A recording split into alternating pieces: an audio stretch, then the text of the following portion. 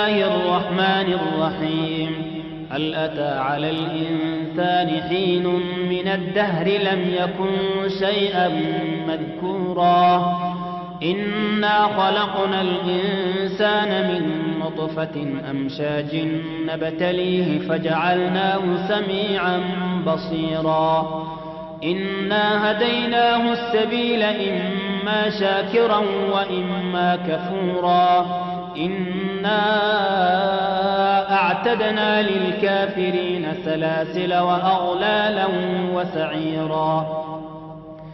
إن الأبرار يشربون من كأس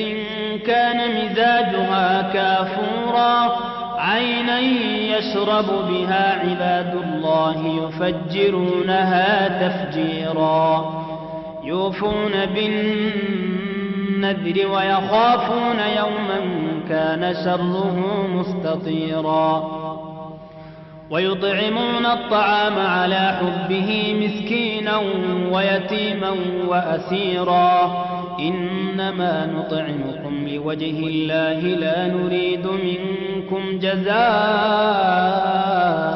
ولا شكورا إنا نخاف من ربنا يوما عبوسا قمطريرا فوقاهم الله شر ذلك اليوم ولقاهم نضرة وسرورا وجزاهم بما صبروا جنة وحريرا متكئين فيها على الأرائك لا يرون فيها شمسا ولا زمهريرا ودانية عليهم ظلالها وذللت قطوفها تذليلا ويطاف عليهم بآنية من فضة وأكواب كانت قوارير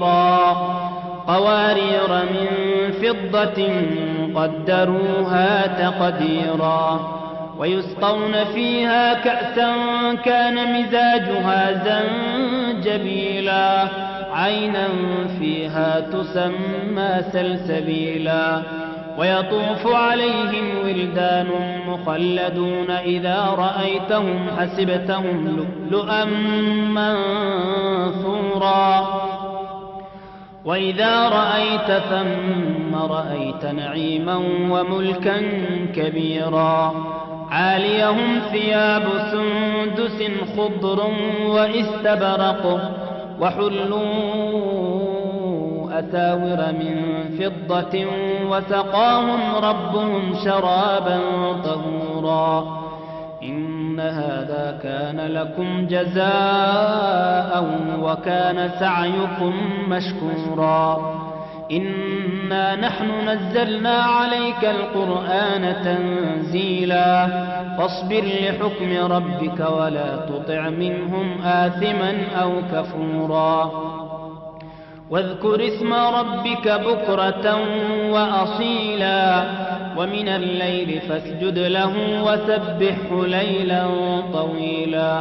إن هؤلاء يحبون العاجلة ويذرون وراءهم يوما